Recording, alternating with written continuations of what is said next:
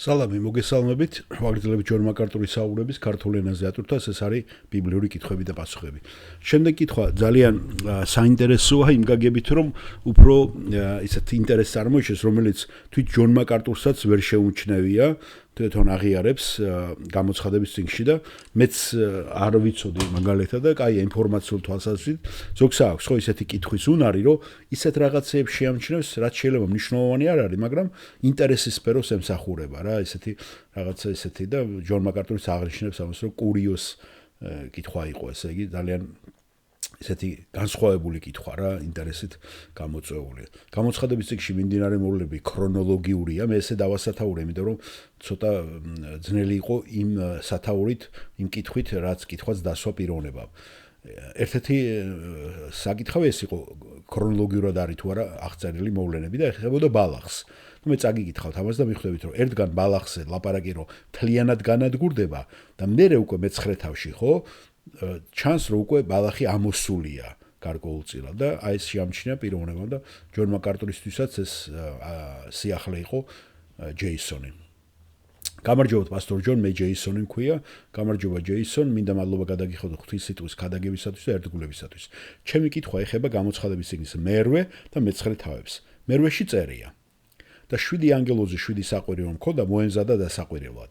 დააყვირა პირველმა საყვირი და სისხლნარების სეტყვა და ცეცხლი გადმოიყარა მიწაზე. დედამიწის მესამედი დაიწვა, ხეების მესამედი დაიწვა და მწვანე ბალახი მთლიანად გადაიბუგა.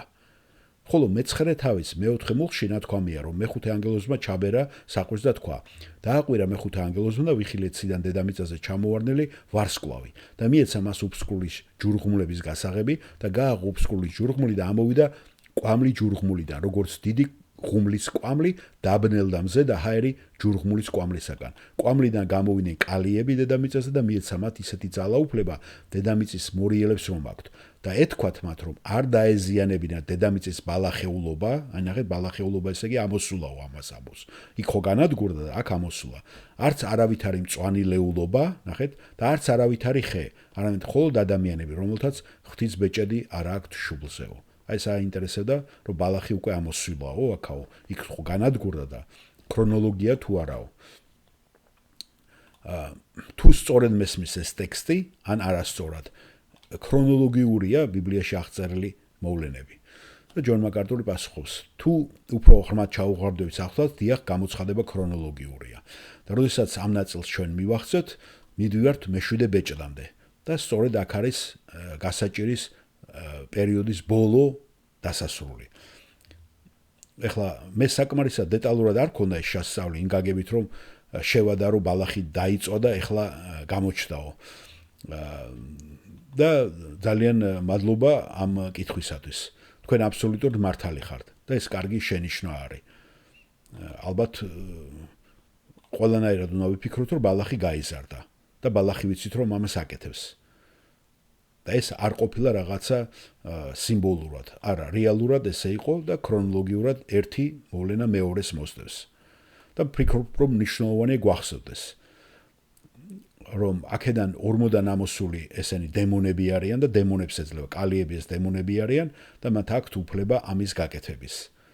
და ვფიქრობ, რომ მნიშვნელოვანია გვახსოვდეს, რომ ეს არის დამანგრეველი სამჟავრო ტალღა, რომელიც უცებ ყველაფერს კი არ ანადგურებს, არამედ ეტაპობრივია.